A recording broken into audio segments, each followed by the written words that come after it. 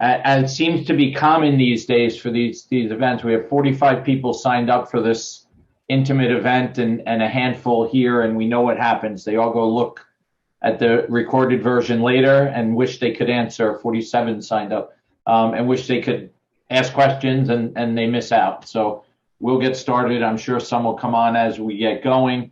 But good afternoon, everyone. I think you all on this call know me, but I'm Steve Alexander from MSP-Ignite. And really, I'm going to fly on the wall on this session for the most part.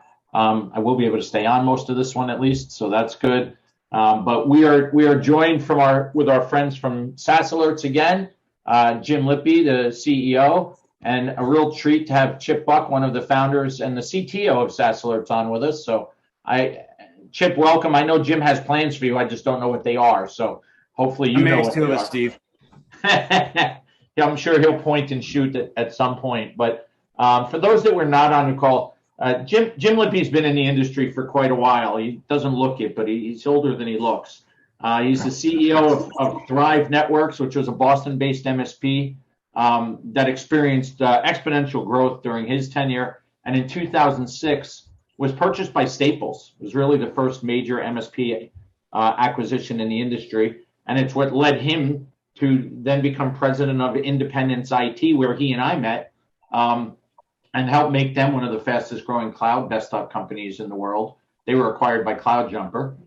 He later founded a consultancy, Clarity Channel Advisors, where he worked with hundreds of MSPs on increasing sales and profits by leveraging a cloud-first strategy, something I think we all need to be leading with these days, right? As GM and Senior Vice President at Kaseya, he oversaw the company's global MSP community and was responsible for partner development. Today, he is CEO of SaaS Alerts, a cybersecurity company that helps service providers protect and monetize their customers' SaaS application usage. So, Jim, I'm going to turn this over to you. It's your show to run as we go. Okay, great. Thank you, Steve. And good afternoon or good morning, depending on where you're coming from. Really appreciate your attention.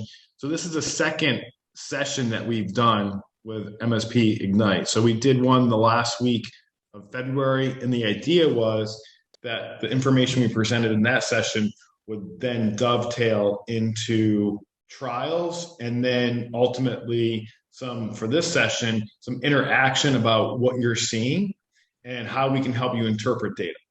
So today's agenda, I'm going to quickly review in 10 minutes what we covered last time for those of you that weren't on, or maybe didn't remember, or maybe were pulled away at various points.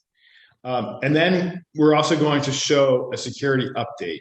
So we've been tracking a lot of really interesting information about what's going on with the heightened security risk these days. We'll show you that information and maybe can help you with some, sharing information with your customers. I'm going to talk to you about the SASE report. SASE stands for SaaS Application Security Insights, and how you can get a copy of that and what that is. And then we're going to talk about, again, we're going to try to use this time for real life interaction with hopefully some volunteers that have tried the platform. And Chip is here, our CTO, one of the smartest guys I've ever met. I would say that if he wasn't on the call, and dig into some of the data that your customers are seeing from SaaS Alerts. And then we're going to go through a comprehensive review of the SaaS security reports that you can start running tomorrow for your customers and demonstrate value to them in the QBR process as well as in the prospecting side of things. So that's what we have on tap for today. And we really want to make this, again, as interactive and engaging as possible. So I'm going to start with a question. How many of you, I remember Brian from last time. Brian, thanks for coming back. How many folks were here last time? Okay, I can't see everyone. Brian raised his hand. If you can just put in the chat if you were here last time. I think Tom was on last time. Darren, were you on the last time? I was on and had to disconnect, so effectively no, but I did watch the recording. So Okay. yeah, Cool. Okay. How many folks have actually gone to the platform, SaaSalerts.com, signed up for the trial, and actually have some either themselves or a client or two on the platform that's spitting back data into the platform? Okay, Steve. Okay, great. Steve, we signed up. Okay. The folks that did that, would you be willing to volunteer a little later in the program to essentially have Chip Buck interpret your data, helping you essentially relay messages back to your customers on what you're seeing and how you could be sharing the value with the customer?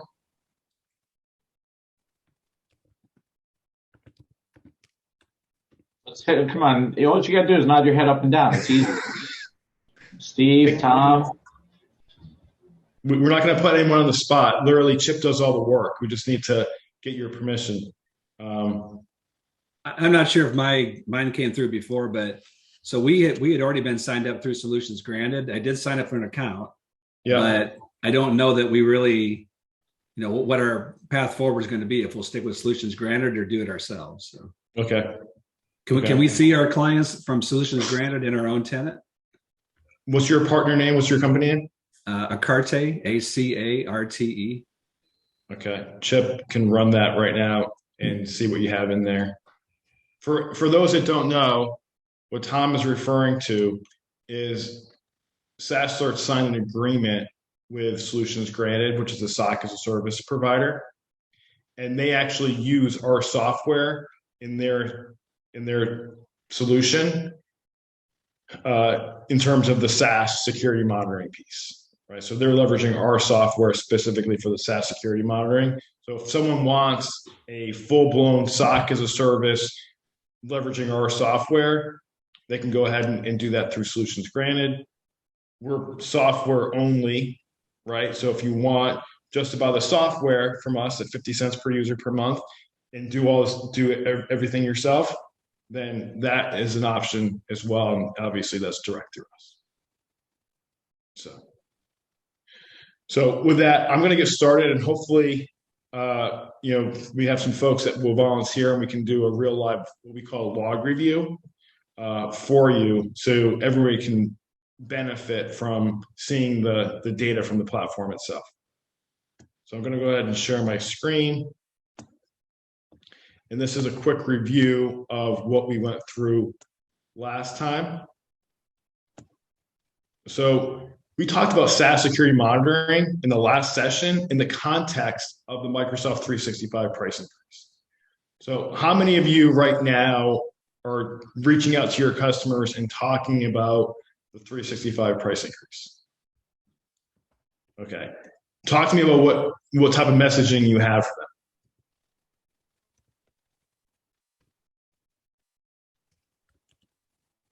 Tom, I know you're doing it. You raise your hand. The messaging basically is, hey, Microsoft's raising their prices and don't pay annually in advance. It's going to go up to this.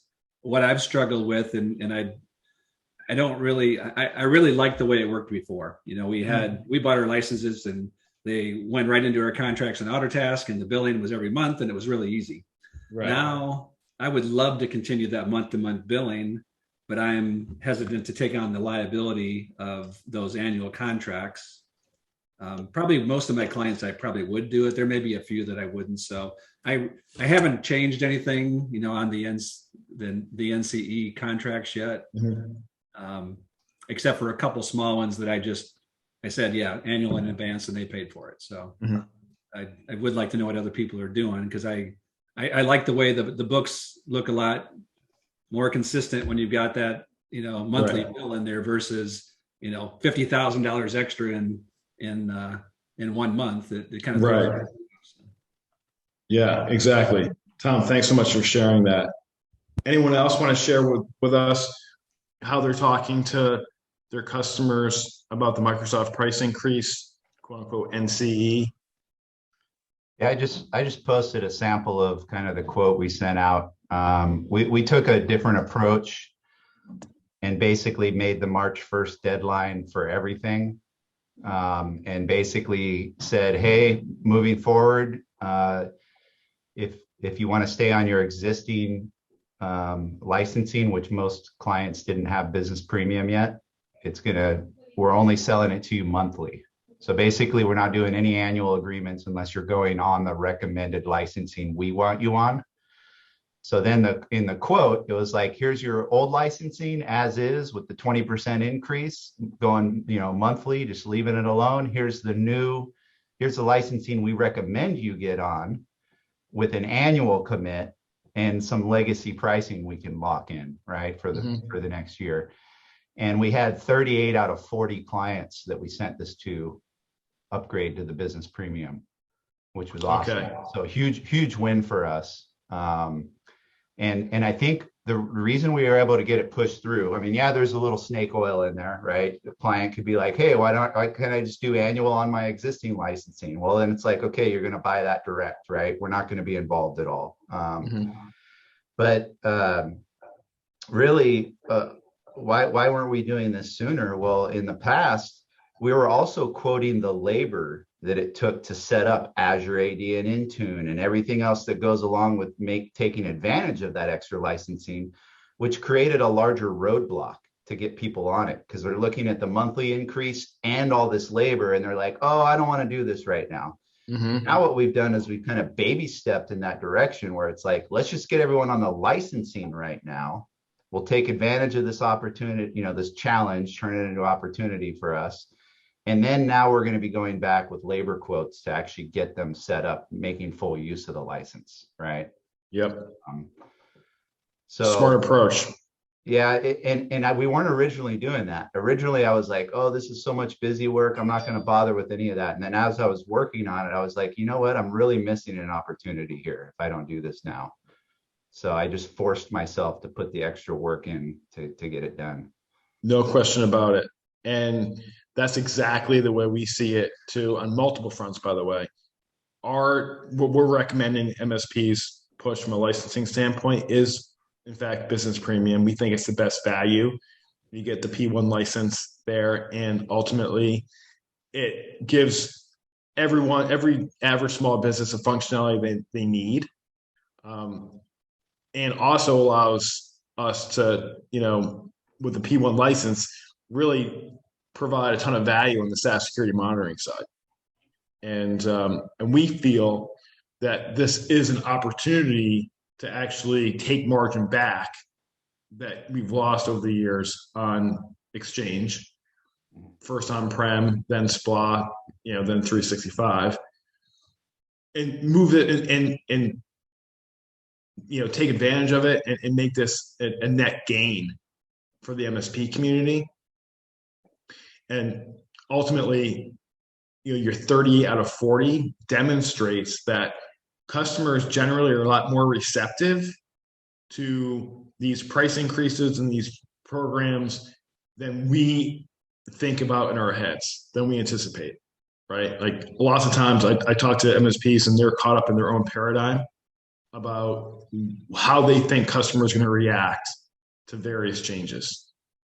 And really, you don't know until you try it. So kudos to you, Brian, for doing that. Anybody else want to share their story about what they're doing around the Microsoft price increase?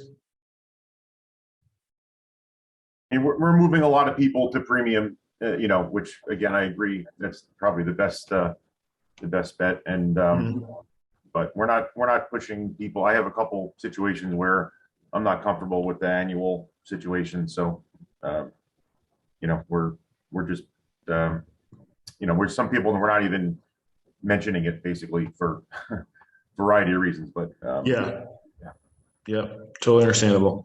We found out yesterday. So we have a partner, MSP partner, they've got 5,000 users on 365. He specifically told us, I'm never selling another 365 license without SaaS alerts ever again. And he is recommending business premium. He's adding SaaS alerts. He's getting $3 per user per month for the SaaS security monitoring on top of the 365 business premium license. So he's charging them total $25. He's moving most of them off of E3, which now costs with the new price increase $36. So the way he's spinning it is, look, I'm giving you a better overall product and experience with better security, and I'm saving you $11 per user per month. And it's going over really, really well for him. And that's really the crux of, I can't take credit for this one because he never saw this presentation. He just did it on his own.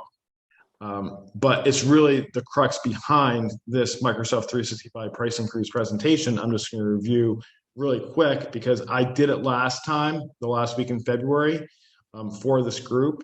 So you guys can go back and watch the full presentation if you want. But just to give everyone an idea, Steve mentioned who I was before. The objectives of the last presentation, again, was discussing the importance of protecting 365 and the mindset behind the price increase, demonstrating how every MSP can right-size the customer's cost and the protection for 365. And that's really the theme of this entire presentation, is right-sizing the cost and right-sizing the protection. And we believe that when you monitor 365 with a third-party tool and you're able to understand the features and benefits in the licensing programs themselves, getting people to a business premium license and adding that SaaS security monitoring does exactly that. It right-sizes the average small business's cost and it right-sizes their protection. And then we shared a lot of go-to-market messaging and materials. And if you want any of those, feel free to hit us up at sales@saasalerts.com and we'll get you all that information. We demonstrated a little bit we did a demo on how SaaS Alerts works. And then we talked about the free trial. And again, I'll talk to you more about that as well as we go through. So for those that don't know, that are brand new to us, like Eric, who mentioned before, we're the first ever real-time SaaS application monitoring and alerting platform built specifically for you, the MSP. And the product's been in development for almost 3 years. We went GA, general availability in the software, January 20th of last year. We had 10 beta customers at that time, and now we've got 420 as of today. We've got 120,000 end users on the platform, and we're growing exponentially, and it's because we're really there's a niche there that MSPs have been looking for a long time, and that is specifically around how the model is changing for the entire industry, right? The traditional support model, we know on-prem has moved to supporting small businesses, going to SaaS applications and cloud applications. That leaves a security gap and also a lost revenue opportunity. With SaaS security monitoring, you can actually better protect the customers and add more revenue as you go. And we talked about the use cases, bad actors gaining credentials to 365 and then logging in. We catch that. We catch people logging in with their 365 credentials to foreign applications, basically shadow IT. We catch that. And then orphan links, anonymous file shares that are set never to expire, creating a dangerous situation for your customers. We solve that problem too. I mentioned, the momentum that we've seen over the last, year plus at this juncture. We talked about, how over time you've lost revenue opportunities on Microsoft. The move from on-prem. We charge at Thrive Network. So as a former MSP, back in the day, we were charging $395 to manage a on-prem server. And that was really a gravy train of profitability for us. Over time, that's really kind of dissipated. So we think that this is the time to make some of that margin back. Steve mentioned that, my MSP was acquired in 2006 by Staples. It was the first, large acquisition in the space. And I learned about really price increases then. I was told by my executive vice president at Staples, you need to condition your customers for price increases every year. I thought it was crazy. Forced me to do it. He was right. I was wrong. People are more receptive than we think to change in programs and pricing if you're demonstrating the value to them, right? If you're going to say we're just charging extra because and more because we have to, that's not going to fly. But when you can tie it to real value, that is something that people can get behind. And, one of the things that people ask me all the time is, hey, Jim, where do I go next with my cybersecurity? I always turn it back on them and say, look, what technologies are your end user customers using the most? Is my MSP doing everything we can to mitigate the risk around those technologies? And then lastly, is my MSP doing everything we can to mitigate the risk on every customer, not just the ones that are raising their hand for a specific solution? And if we're being honest with ourselves, then these are the applications, these are the technologies that our customers are using the most. They're SaaS-based technologies. We've never, in this community, I believe, we've never really wanted to admit this because up until now, we haven't been able to provide any value around the usage of these applications for the most part. There are small exceptions here and there, but for the most part, compared to what we've always done on-prem, there's a lot less value here. But now with emerging technologies, you can start delivering value around the security of these applications. And, as we think about ultimately how we're evolving our businesses, I ask people all the time, MSPs, do you put an RMM agent on every device for your managed customers?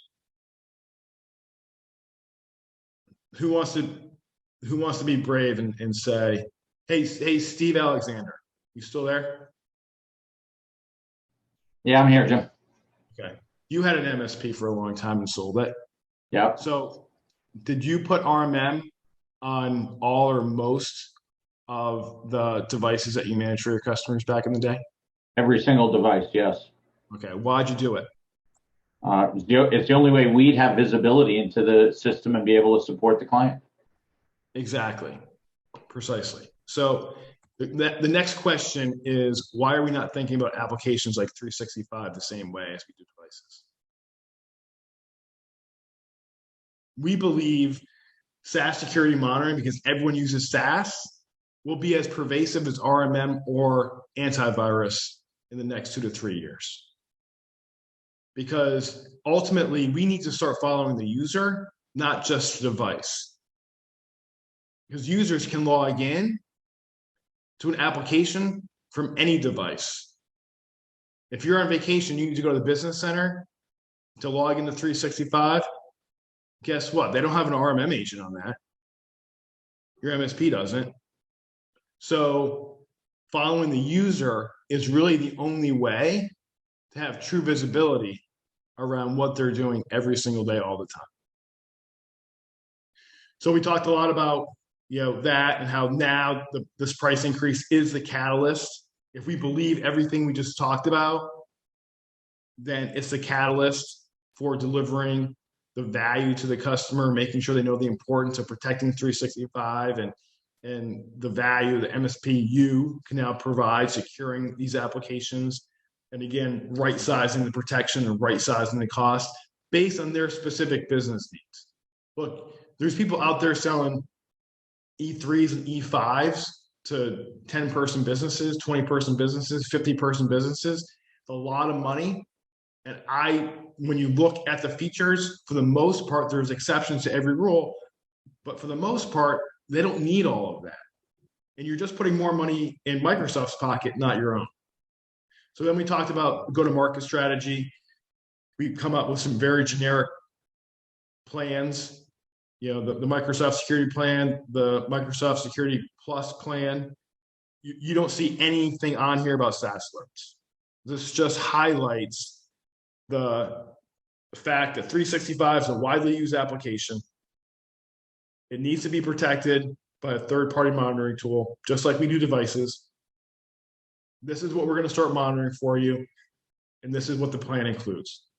You put your logo down here, and then you send reports to your customers. I'll share those reports with you so you know what they look like and how to do them, and you start making money. We've got partners charging $3 for this plan and $5 for this plan. $5 for this one because they're doing the real-time monitoring and remediation of events as they occur.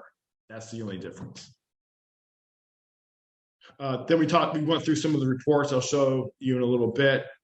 This is your opportunity to be a trusted advisor. One thing that we know, it's in the SaaS report that we'll highlight here in a second. We know that the number one foreign application that small businesses are logging into with their 365 credentials is Zoom. But we also know that Teams and Zoom, a lot of similar functionality.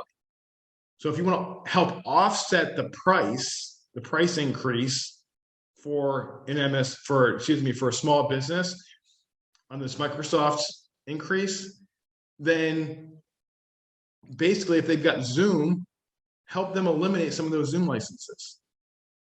You can make that back. And what we've done is we've created a comparison chart here.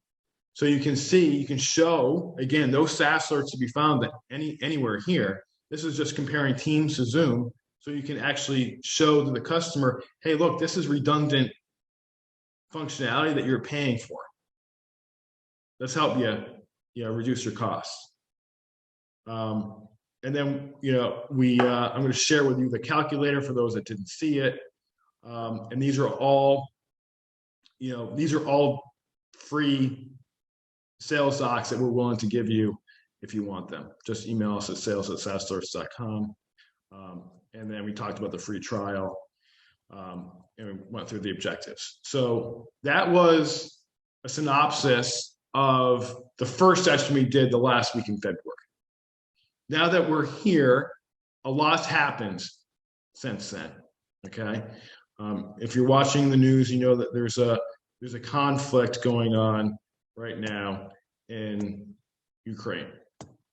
So what we've done here is we've done a quick analysis on our data set.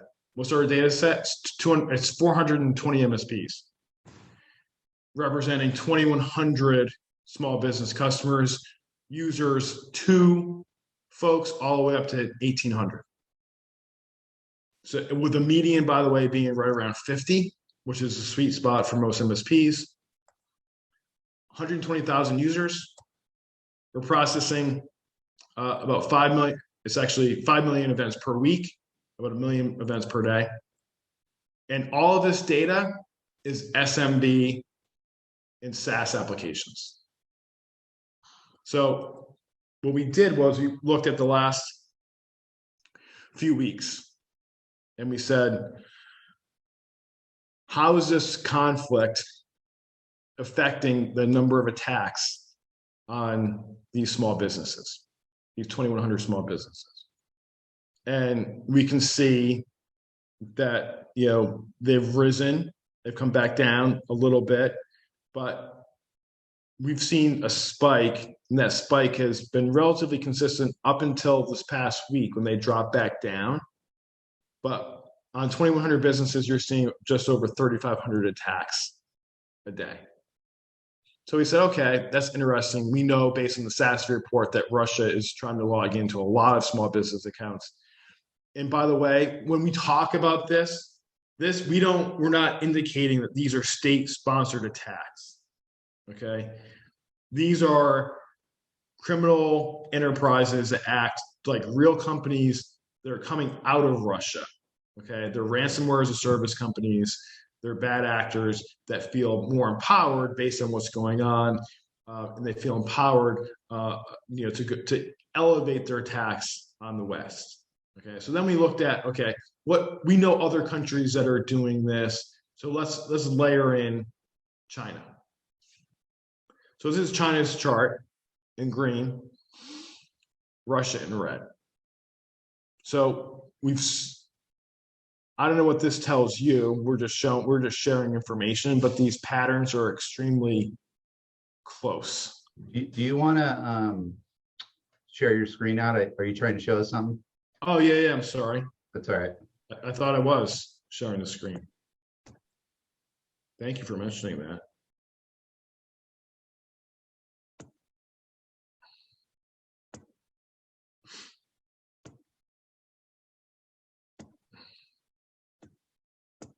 That's the wrong one. Okay, so this was a data set I was talking about for a quick review. This is Russia's chart of the last few weeks. Again, 3,500 attacks and 2,100 businesses. This is China's chart next to it. China's green, Russia's red. So it's not our job to tell you what to see. It's our job to show you what's happening. But those trend lines are extremely consistent. And then we said, wait a minute. Maybe it's not just a China-Russia thing. Maybe there are like other countries or just bad actors in other countries that follow a similar pattern based on time of day or time of week, whatever the case may be, right? So then what Chip did was layered in Germany. So Germany's in pink. It doesn't follow the same pattern. So this raises certainly a lot of eyebrows, right? And what we said was we want to make sure that our MSP, the entire MSP community, right? Our MSPs, the 420 MSPs that are working with us today, they monitor their own MSP tenants, their own domain for free on SaaS Starts. That's just a principle of ours that we feel you can't protect anybody else if you're not protecting yourself.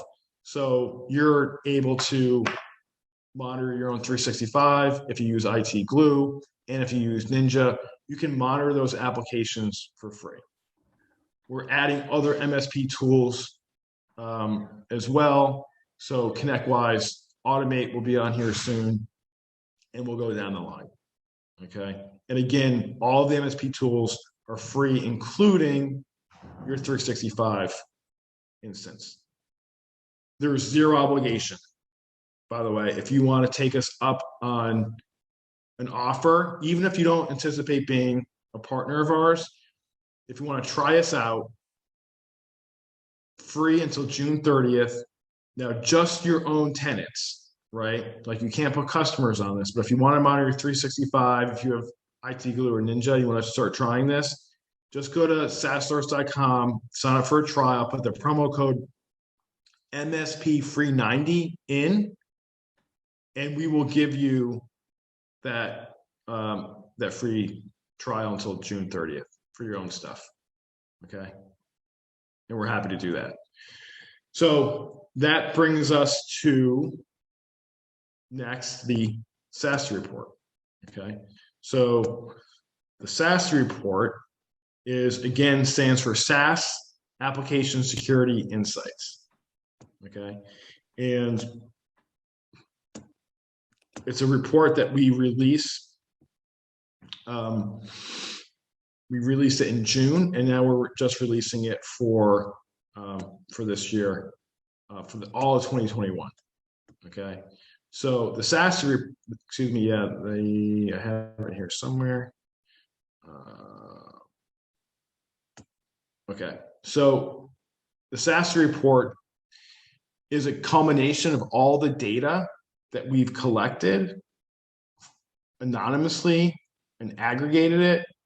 We've anonymized the data and we've aggregated all the data from all the MSP customers. So the 2,100 customers, over 129,000 users. And if you go to our website or hit this link right here, you can actually download this report, and it's covers 136 million events that we monitored in 2021. And there's some pretty cool I'll send this to Laura this link to Laura so she can send it out to all of you so you can download it. But there's some really good information in here that you should be arming yourself with to have some really good conversations with your customers. Okay. So that's that piece. And then the other piece here that I want to share with you, if you didn't see it before, is the calculator. Okay. So, and we're more than happy to send this to you if you want it. So this makes it really easy to have conversations with your customers, because you can go here and you can choose, whatever product line that you want. You can, again, we think business premium is the best value, but basic, standard, premium here. Premium, we know, comes with the P1 license. You can change whatever margin status you're with or what you're at, with Microsoft. Okay, we'll stick with 18%. Do you want to include SaaS security monitoring? You can hit yes or no. You can remove this if you want, and then put in whatever number you want in terms of what you're going to charge for SaaS security monitoring. We're recommending a minimum of $3. Okay, and then you can put here whatever package you want to compare it to. Okay, so if you want to compare this to, again, the E3, we can do that, and this is all obviously dynamic, and then it gives you an output.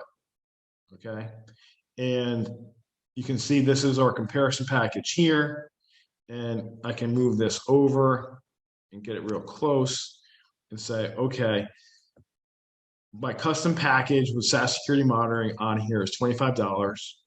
The total dollar margin amount is $646. On a percentage basis, I'm making 26% instead of 18% that I'm just getting from Microsoft if I'm not adding any SaaS security monitoring to it, right? And then the other thing that we did was, and I don't know if anyone's tried doing this, but going through, finding one place to compare the features of the different plans is not easy. Okay, so for instance, Application Guard for 365 actually is included in the business premium. For some reason, it's not in the E3, and it's not even in Office 365 E5. Right, the only one that's actually included in would be the M365 E5 product. So what we've done here is basically giving you the ability to compare and contrast features for your customer. Okay, so they know exactly that business premium is most likely the best value for their business.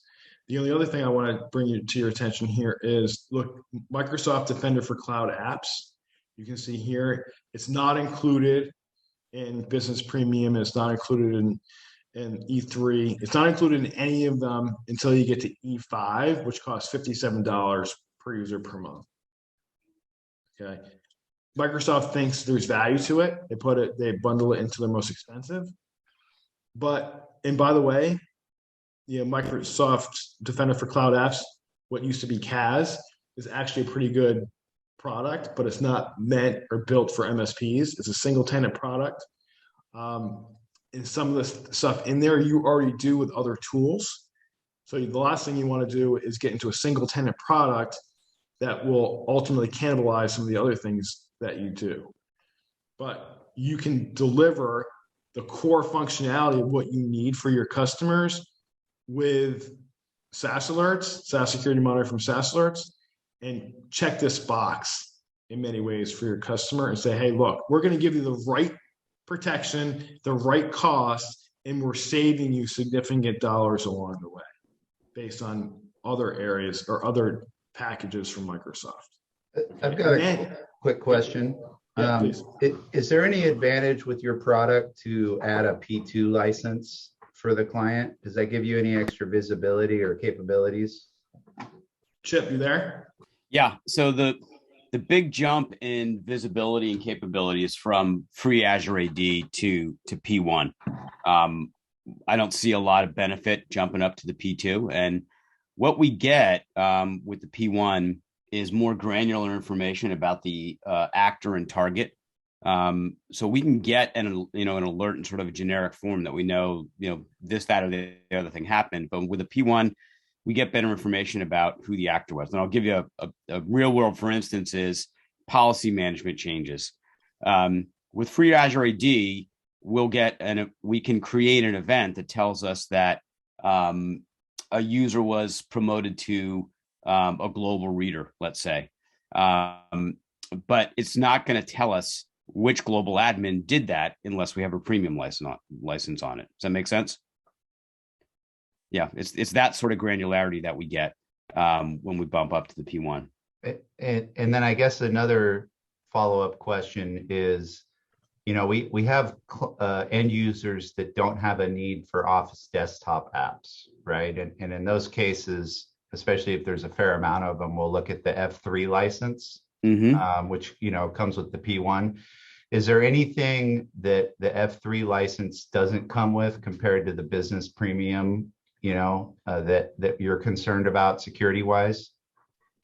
No, in fact, in an odd twist of fate, it's actually easier for us to reliably collect data from customers who only use online Office apps versus the desktop apps, because we had to write a completely different kind of targeted approach to getting the activity off the desktop apps without installing an agent. We wanted to avoid being yet another agent that MSPs would need to place out there for lots of reasons, not just the fact that it's a pain in the neck for you guys, but we didn't want any suspicion of being part of a supply chain attack at some point in the future. So it took a lot of effort on our part to figure out a way to capture events from the interaction with the local applications through the API, but we've figured out a way to do it. But it's quicker and faster if it's directly in the Office 365 online apps. That event creation is almost instantaneous. Great. Thanks, Chip. Any more questions? Okay, Chip's going to play a more prominent role here in just a few minutes, hopefully. So just finishing up with the calculator here, everything that you pick here then produces a output comparison. So you can see here, the price. Oh, by the way, on this, if you want to share this with your customers, you just click over here. You can collapse all the margin talk because they're not going to want to see them. You don't want to show them the margin that you're making. So that basically it just collapses up. You just see prices and you see in the feature comparisons. And then you've got the output here that you want to take a look at. You got 83% margin coming from SaaS alerts in this case, because you're charging $3 and it costs you 50 cents. And then down here, it shares with you some pro packaging tips that you want to talk about with your customer. And then ultimately, you're in a situation where you can, go have a really good conversation with the customer and give them a customer printout that gives them exactly what they're getting, what the price is, what they're saving versus an E3, etc. So this is completely free. You just email us, we'll give it to you. You don't have to be a partner. This is something that we believe Microsoft should have been doing for the community, but surprise, surprise, they didn't. So that is the calculator. And next up, we talked about the SaaS report. We talked about the calculator, did a review of the presentation last week. We gave you a security update and what we're seeing from Russia, China, in the way of increased attack vectors. Now it's time to actually dig into some of this stuff, hopefully, with some folks that might want to share or have Chip do an analysis on what you're seeing from your customers that are in SaaS alerts. So do we have any takers right now that want to have a dialogue with us around what you're seeing from the platform. Obviously you have to have gone through the trial, signed at least yourself up, hopefully a couple other customers. But if that's the case, we can pull it up and we can start talking about it. This is what we call a log review. Were you guys able to look for a carte? Were you able to run Tom's or not? Chip? So we actually can't run Tom's because his configuration with solutions granted isn't finished off yet. So we're not going to be able to pull data in a way that we can share that. Anybody else? Ben, did you run through the app? Did you actually set it up since the last call? Not yet. No. Steve, did you raise your hand that you did or you didn't? I do have it set up, but I'm kind of reluctant to share for, confidentiality with client data. Understood. Mm-hmm. Yep. Okay. Okay. Chip, do you have any other suggestions in terms of things that we can show that would give folks an idea? Maybe can you pull up like a QA account or something? Yeah, I can do a couple things. So I've actually pulled up on the back end, Jim, and anonymized a partner's data so that we can see the events, but not any information about the underlying client or who the partners or anything else.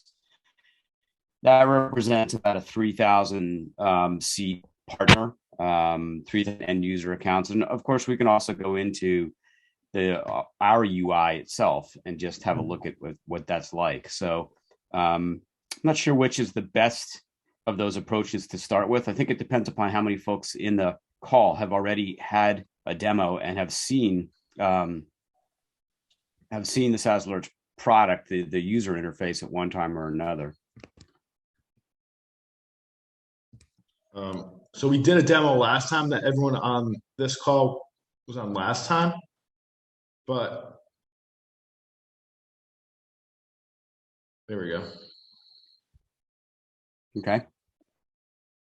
Okay, so probably, it would be a repeat for if everyone has been through the UI itself. But just to give you all a sense what it looks like when we do a log review with a customer, we'll be looking at our back-end data and just quickly sorting through and helping them discover trends that are going on in the environment. I've sorted down a week's worth of data for a customer that has around 3,000 end users. I selected this one out of a couple that I looked at because there are a few interesting things that jump out in it. It seems to me that they have an awful lot of file activity that's going on outside of their whitelisted areas, their whitelisted countries, which means one of two things. And we would be interpreting this with the client during the call. Either they actually have some accounts that have been compromised, or their underlying customer organization has been intentionally sharing files in such a way that they're kind of getting passed around the world and people are accessing them as open file links. There's a lot of identity and access management elements in this account as well that show up, indicating that there's a lot of activity on the accounts, a lot of outside approved area logins, a lot of multiple authentication failures and account locks. So it's, some of their clients have a very, very busy set of activity around external actors that are attempting to compromise, and there's a lot of external activity around the file data as well. The file data piece of it is what we focus a lot of our attention on, is what's going on with SharePoint, OneDrive, or Dropbox or Drive, whatever particular product they happen to be using. So we focus a lot on upload, download, creation, modification, and sharing on those. And Brian, I saw you raised your hand. Did you have a question to address there? I was curious where the intelligence comes from for creating these alerts? I imagine there's some you're using that's built into Microsoft, but do you have your own kind of mousetrap that you build where you look for a certain correlating events and then flag things that maybe Microsoft wouldn't normally do? Yeah, that's a great question. So since we have the time, I'm going to give you the long answer. When we pull in events from any of the products that we monitor, we don't store the logs in the original format that they came in.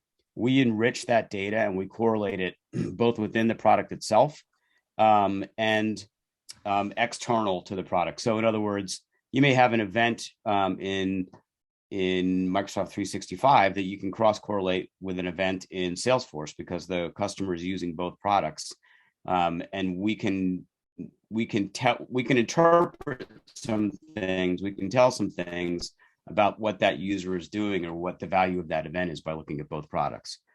Similarly, we can look just inside of Microsoft on its own. So here's a good example. This file download limit exceeded. That's actually an alert that you can get from Microsoft if you have Microsoft's CAS product. It's E5.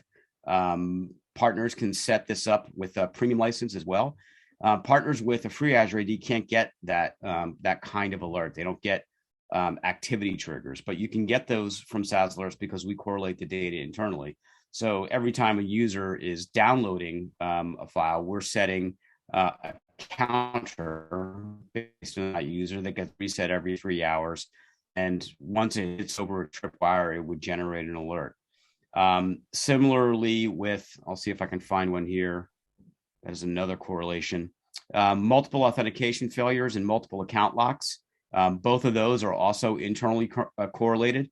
So you all know how Microsoft account locks work, I'm sure. If you have a bot that is beating on an account and it locks that account 10 times, or it fails to log in correctly 10 times, Microsoft's going to lock the account automatically.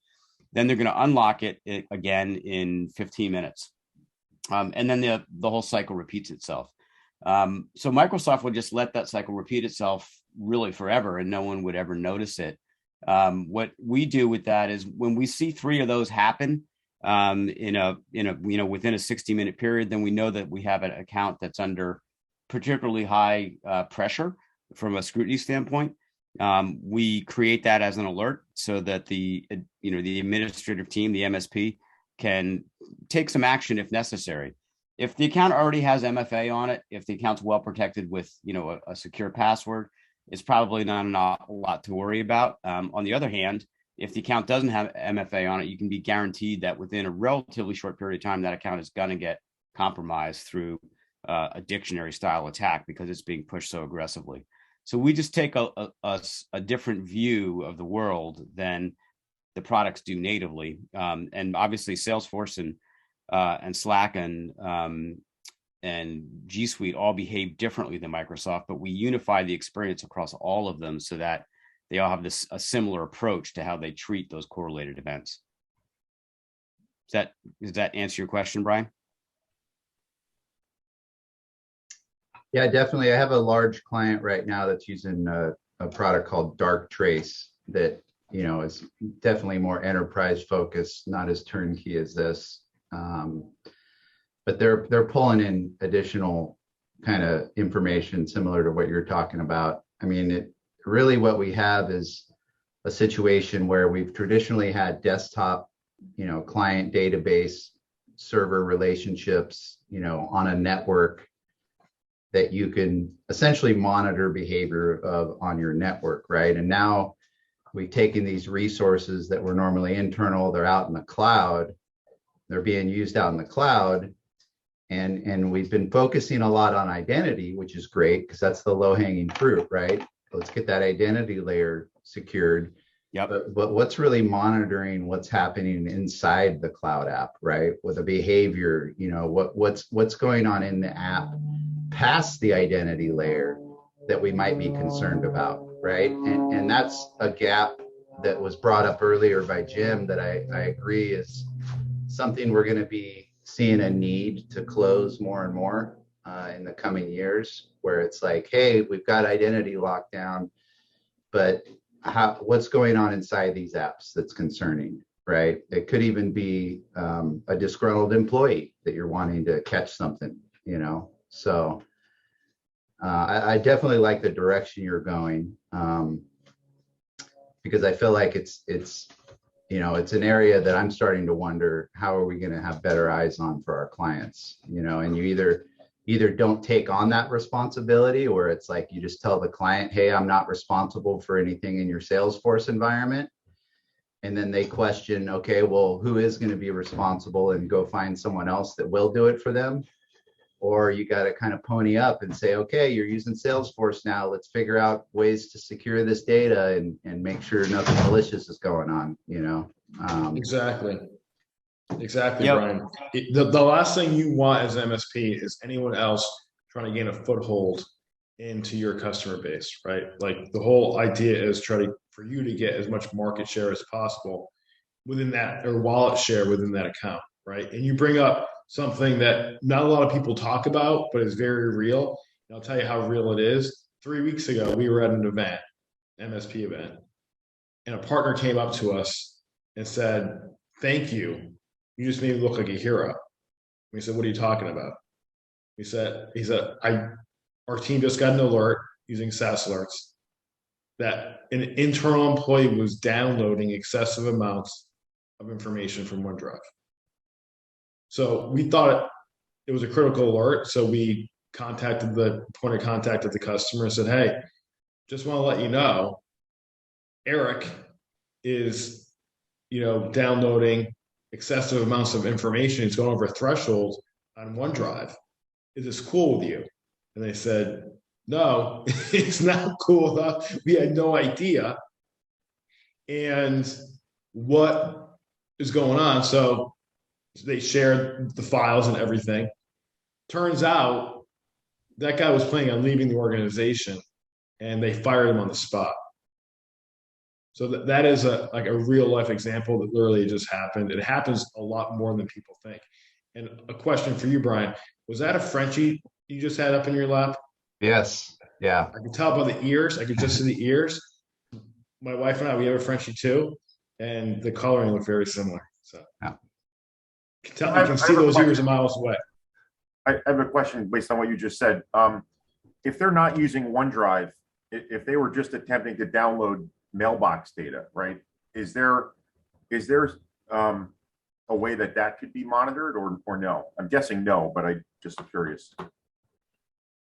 Yeah, there's not, unfortunately, Darren. There's no way for us to get at that through the Graph API. If they're downloading attachments that are, physically attached to an email, obviously that's a pretty cumbersome process. The sales guy who's on his way out the door and is trying to take the client list and all the other stuff, that's not the way he's going to go about it. But it is definitely a gap. We can't see that behavior to the local device. And right, this is one of the things that we all have to rethink as MSPs and security professionals, because what was starting before COVID leapfrogged, right? All of a sudden, everyone's working from home. You have scads of people who are working on their personal devices, who are pushing back on their company requests to install an agent or to install this monitoring tool or that monitoring tool. But nevertheless, the company wants them to be productive, so they're allowed to use the cloud applications. And we felt for a long time that that's going to be the way the mid-market tilts. Very few organizations feel that they need to buy new devices for everyone, especially when you're talking about tablets and phones, which are very, very effective data leakage points for cloud applications. So that's why we constructed the logic of SaaS alerts the way we did, to really take a look at those things. And it's interesting, Brian, that you'd made the comment around, the IAM activity. We look at that as table stakes, if you will. SaaS alerts covers the IAM field, the identity access management. We cover the policy stuff, but the data layer that we look at is what we consider the third category of a kind of a three-leg stool that we're monitoring, and it's the most important piece of it. The IAM stuff is sexy, like knowing where people are logging in from and when, and that kind of user behavior analysis. And obviously we catch it when some account is being used from Tajikistan and there's no employees in Tajikistan. Those things are really flashy and that gets everyone's attention. But it's this stuff, it's that data layer part that really opens your customers' eyes. Jim is showing you now the kind of reporting that we do. We allow you guys to schedule reports that just get sent to your customers automatically. And this is where that hero stuff pops in. You know, you set this up once so that once a week, the principal owner or IT guy at a business gets these reports. And all of a sudden he's got eyes on what's going on with all the employees in the organization that he never had before. He'd never have time in a million years to go and try and assess what's happening at these different levels of a Microsoft 365 tenant. Exactly. And Darren, coming back to your question, yes, you can't see what you were asking for specifically, blatantly. However, most likely, if a sales guy is going to take documents through email, send them, he's probably going to open them up first to see exactly what he's taking and if it's the most updated version. So let's just say use case, right?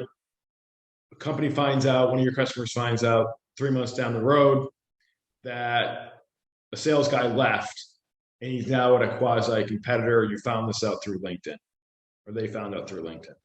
Well, you know what? SaaS Source actually goes back a year. So, fun fact, Microsoft 365 default log retention is 30 days. With the exception of E5, you're paying $57 for that, you get 90 days. SaaS Source, you're getting 365.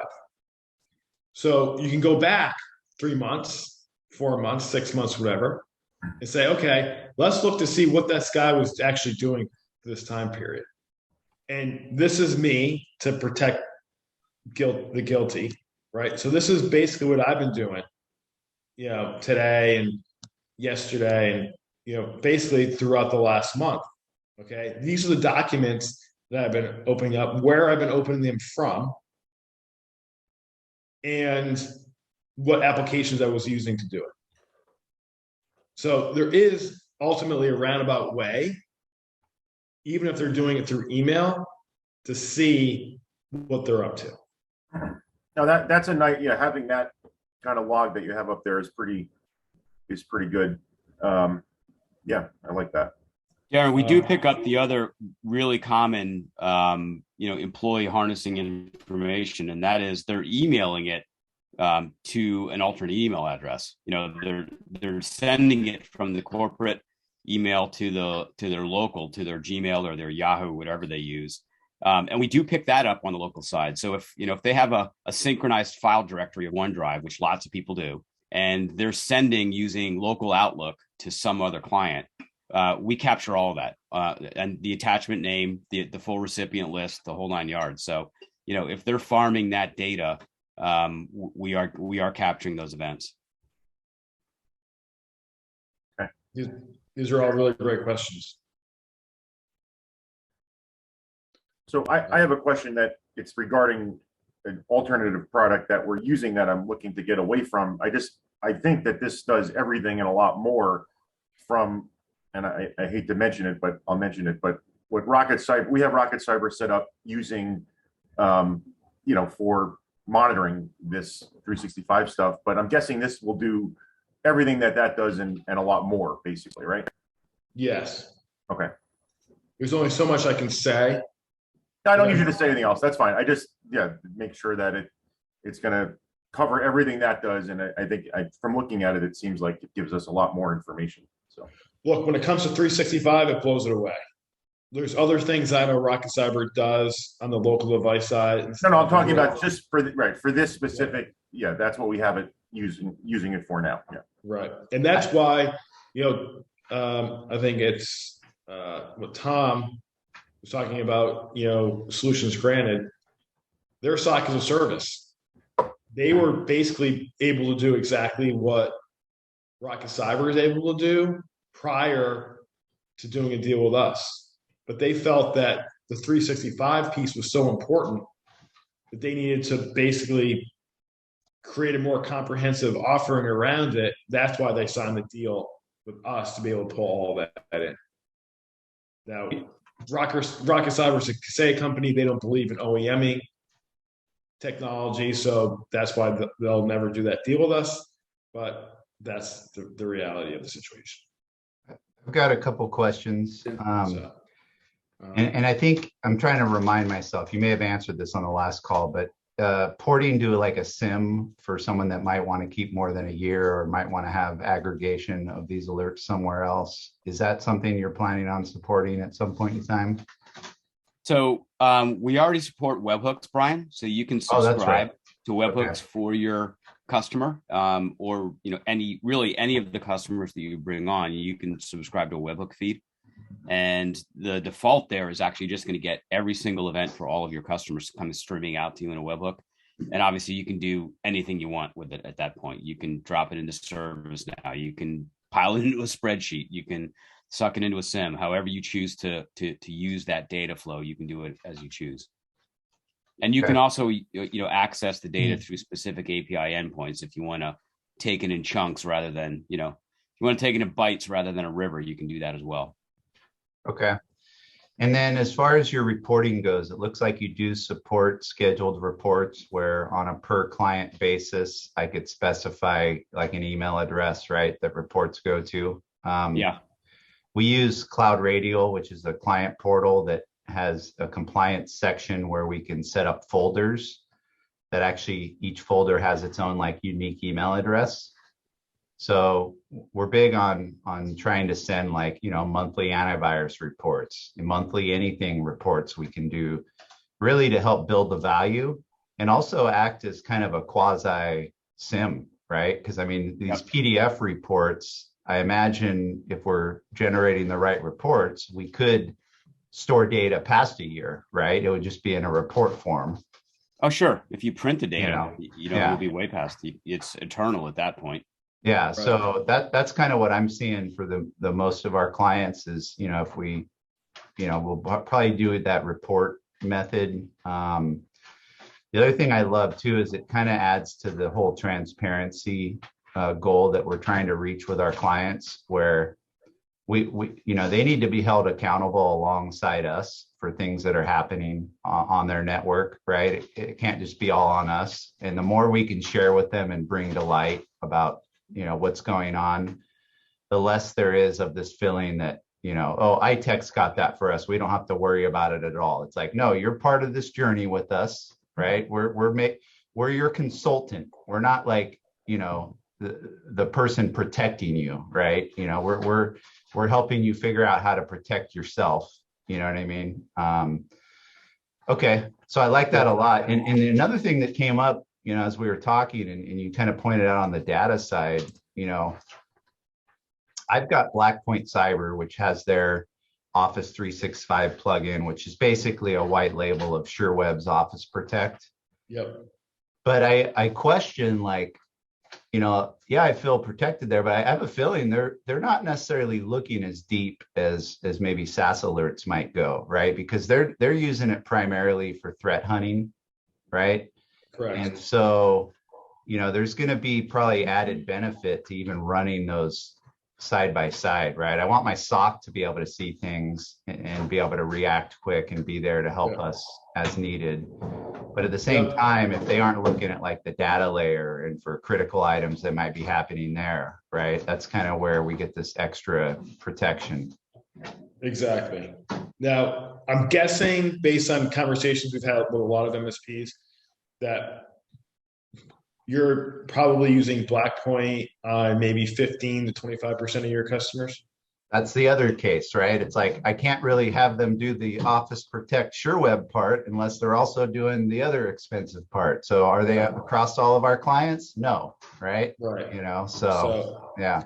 I've had probably 1,000 conversations with MSPs over the last year, and everyone that says to me, look, we're using Scout, we're using Blackpoint, Rocket Cyber, not throwing shade at any of those products. Specifically, I think Blackpoint is a good product. But then I ask, okay, great. What percentage of your customer base are you actually protecting with those products? based on the cost. And it comes back, I know it's like, now it's like, if I were to chart everything, it comes back between 15 and 20 and 25%. So at the high end, I say, okay, great. What are you doing for the other 75%? But you would run, so you would run this alongside that as well? Or Brian, is that what you're thinking? You would keep it as well, the Blackpoint part? Yeah, I mean, Blackpoint's coming out with a new integration that's going to allow them to do actionable items based on a playbook, right? And that's really the value I see is like, I want them to be able to do actionable items after hours with a client's tenant if something critical happened, right? But they don't, I don't really use Office Protect internally here. Like I leave it up to them to let me know when we need to do something. So I don't feel like it's kind of black box for us, right? It's like, hey, Blackpoint Cyber is handling that for us, right? Kind of like the client does with us. Oh, iTech's handling that for us. Right. And I feel like we need to do our due diligence to really have better eyes on internally, be able to share that information all the way to the end client, right? Which this will give us that ability to do, to provide reports to them about activity happening, easier. And I'm thinking about all the other cloud apps, right? Like Salesforce and Zoom, and like there's going to be, talking with Jim last time, they're going to be supporting more products down the road, right? As you see the need. So I need a vendor or a product like this just in general, for longer term plans where it's like, all right, I've got a SaaS app I got to monitor.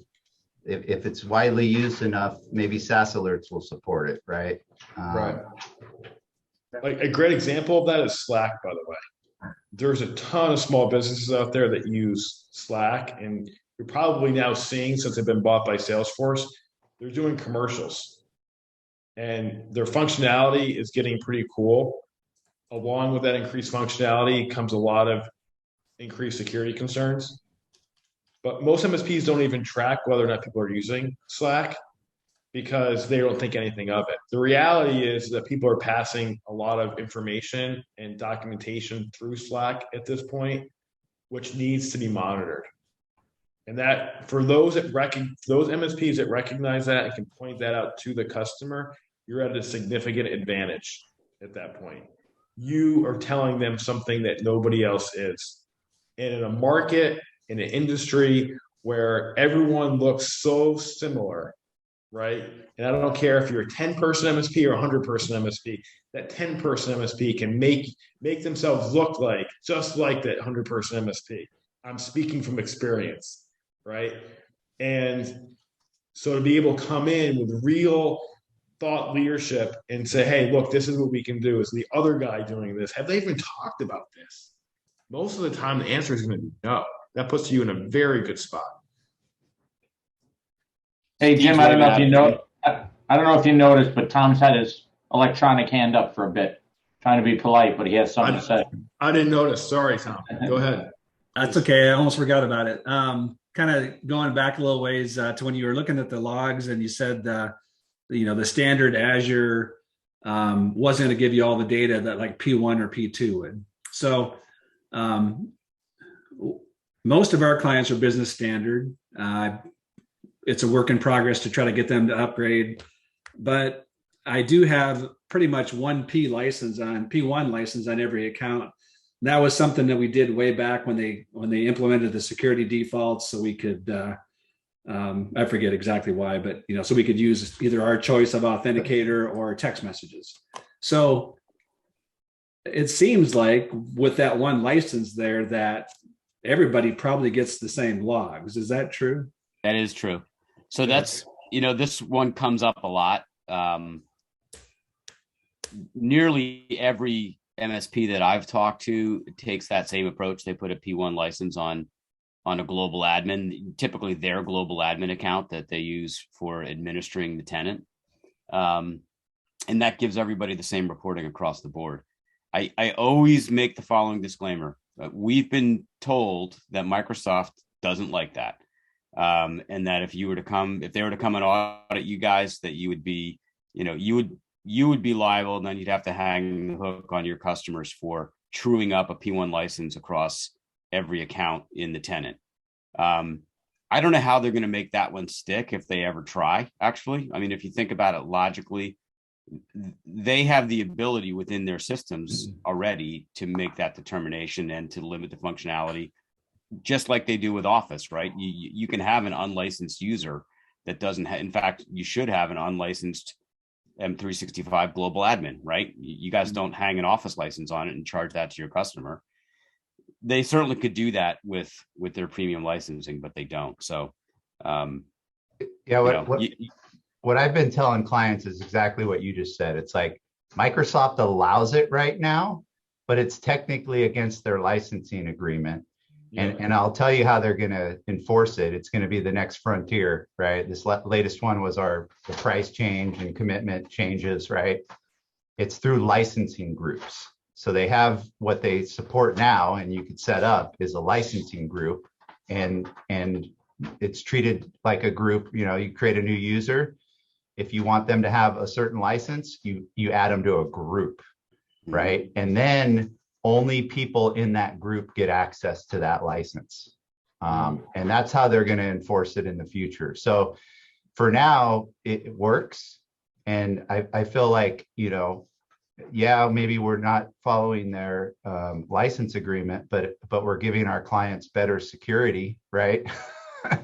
So I feel like as long as I'm telling my client, like I just had the conversation the other day, I was like, hey, this, because we actually went to P2 license recently. That was part of this upgrade. We put a P2 on everyone's tenant, and then they have P1 that comes with their M365 business.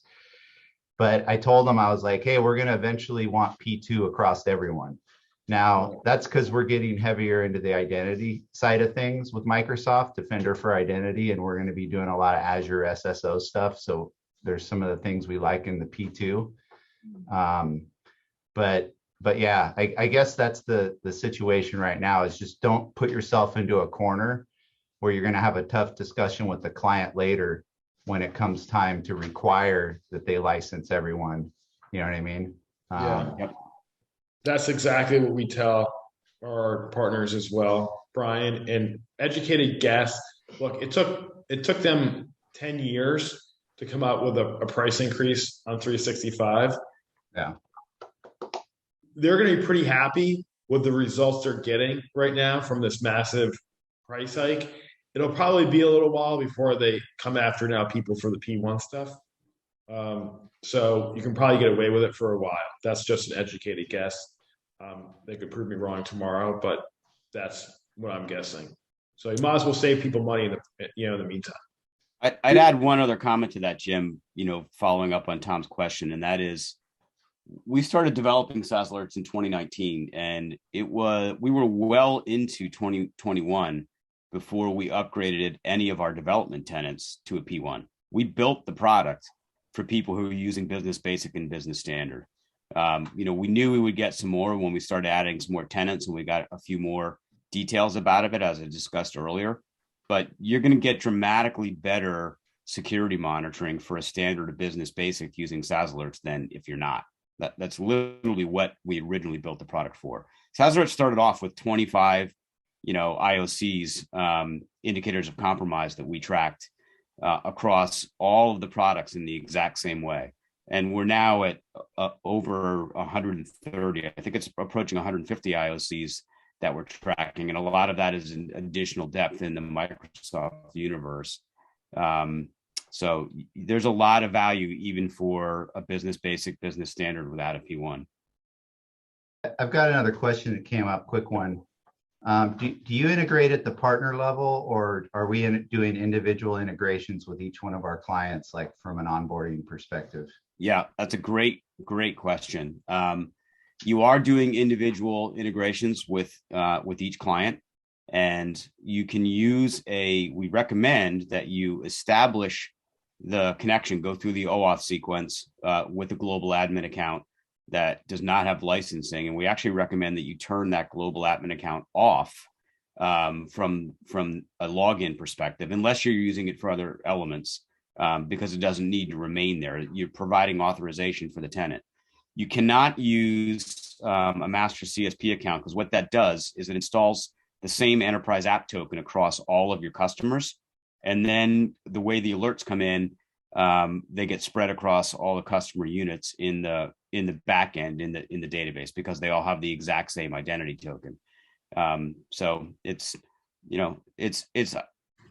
a little more cumbersome than I would like. It would be nice if you could just sort of throw one credential in there, although that has its dangers too, for other reasons that I can think about from a security perspective. But it takes, after you've integrated your first tenant, your first customer, you're going to realize it takes you 30 seconds to add a client to SaaS Alerts. It's one of the fastest things you're ever going to do in terms of setting up a connection between a product and your Microsoft tenant. So that's one of the issues I have with Office Protect SureWeb right now, is they have to have a global admin that stays enabled and can't have MFA enabled either. So that's been kind of a security thorn in my side. Is why I'm waiting for Blackpoint to get their own integration. But I'm happy to hear that even though yours does integrate individually, obviously, that so you could have proper tracking. Yep. You don't have and you to can leave. have MFA. In fact, you should have MFA. Yeah. Have you heard of the concept of a break glass account? Yeah. Yep. Okay. So Microsoft recommends that for CSP partners, that you have that break glass account that doesn't have MFA. It is set up to log in, and you've got like 128 character password on it. That's the ideal account to use, because now you're monitoring for SaaS alerts, and you set it up in such a way so that if that account is ever touched, you get a critical alert. Yeah. The alarm bells go off, and that's exactly what you want. So if you are an MSP that follows that practice of having a break glass account, that's the perfect account to use as the global admin to connect your tenants to SaaS alerts. And I know we only have 4 minutes left, so I just want to highlight something real quick, because I've had this up. All these reports, by the way, you can upload your logo, change the color scheme to whatever you want here, and then schedule these reports. So you can, whether it's. Did we lose Jim, or did Jim? Yeah, lose we us? lost. No, we lost. He's frozen, and everyone else is still moving about. So what Jim is showing you is that you can schedule the ports and they go out with your own branding. And I don't know that Jim even knows this yet, but we also actually let you send reports with no branding at all. We have a couple of partners who work with large enterprise IT, and the large enterprise IT wants it to make it look like this whole thing is their idea. So they can come out with no branding, and they get to send them up to the executive suite and say, look how smart we are. Right. So here's you can do it one time or recurring. This is a frequency, and then whatever report that you want here, and then you plug in. You can, like Chip said, hide it, and just plug in an email address. Boom, it lands in your customer's inbox. Here's the list of operational reports that your team will probably want to run, so you're not missing anything. And then these are the list of the customer-facing reports that really, Brian, to your point that you made earlier, helps give them visibility and share in the responsibility of securing their own environment. I'm going to give you just a real quick example of that that I use, quite a bit. So let's just look at the last month or so, and we'll run this SaaS cyber assessment. There's a lot of really, good information here. Everything is, by the way, in plain English. So if you're not there to present it to your customer, they know what it means. Total number of events, critical, medium level alerts, etc. Incident breakdown. By the way, this is, if you're doing this in a Zoom or in a conference room, this is all dynamic. And then this is really what I want to get to, right? This information here, this is the top 10 accounts in the business that's triggered the most alerts. To me, as your MSP, this may be completely innocuous to me. But to you, when I share this information with you, you have the other piece of the equation. You know, maybe, for instance, this B. Youngerman left the organization 3 weeks ago, right? And threw off 383 events. We can go back now in the analysis and find out what exactly B. Youngerman was doing to throw off that many alerts. Maybe it was brute force attacks on his account. Maybe he was downloading excessive amounts of information from OneDrive or from Salesforce or whatever. So this allows you to help the customer share in the responsibility of better securing the account. So, Jim, can I add one thing before we close? yes, please. Tom, Brian, Vin, Darren, you guys are all in different peer groups. And I'd like you, if you don't mind, to post something in Teams to your group about this session and the fact that the rest of your group missed it and should go check out the recording if you think there is value here. If you don't do that, of course. But I think from some of the chats I saw privately, you do. So why not share it with those in your group that aren't here? Brian, you're always good about doing that to everyone in your group for secure outcomes. Let's do it for this as well. The session's recorded. They will be able to go see it. So let's get the word out for SaaS Alerts. They put a lot of effort into this. Great. Thank you, Steve. And thank you, everyone, for your participation. We really appreciate it. Thank you, Jim. Chip, thanks for being on as well. Absolutely. One Thanks, little Steve. thing Thank to you. throw out for SaaS Alerts. It'd be cool if we could get like an executive report option where it like contained everything.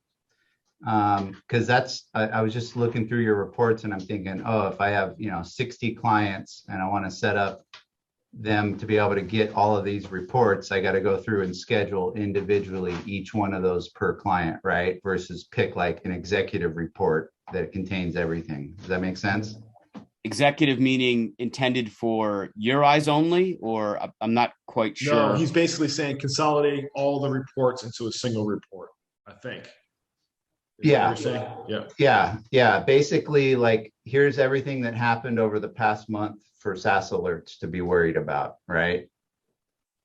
So we actually have something very similar. Jim kind of breezed through it. I did. The operations reports. So they're really designed to send to your team internally. They can be sent externally, but they are created to send to your team internally. Really, like, every Monday morning you get them for, when people have not really been paying close attention on the weekend and that sort of thing. You get a list of the critical alerts, the medium alerts, the low severity events, if you want to see them. I don't think many people use that. And that does summarize it across all of your clients so that you have that digest that you can drill right into. Yeah, but he's talking about specifically a client, everything that happened for a client in that time period. Yeah. And I think ultimately I breezed through that SaaS cyber assessment there, Brian. But if you go through that gives you a pretty good idea of everything that happened in terms of the total events, login activity, externally shared files, the most user, the user accounts that are most active, things of that nature. Brian, we love new ideas on the reporting side, and our reports app team, that we've got a dedicated group that works on that stuff to obviously just produce it, B, make it pretty and executive stylish rather than geeky and just a bunch of tables, which quite frankly is what I prefer. But we love ideas. So if you've got another take on that, another spin, there's somebody else that's going to want to see it sliced and diced the same way, and it doesn't take us long to create it. Yeah, it's mainly for due diligence, showing value, right? Right. Why do I even care to have this product? What is it doing for me? I had a client right before this. They were actually asking me that about Blackpoint, even though they have reports too. But they're like, well, how can we, see that this is doing anything, kind of thing. So yeah, people are definitely looking as we add all these things, layer after layer of stuff. They definitely want something that's, visible. Right. So definitely look through that SaaS cyber assessment. If there's stuff that you don't see in there you want to recommend us putting in, let us know. Okay, great. Thanks, everyone. Okay. Thanks, everyone. Appreciate it. Okay. Bye.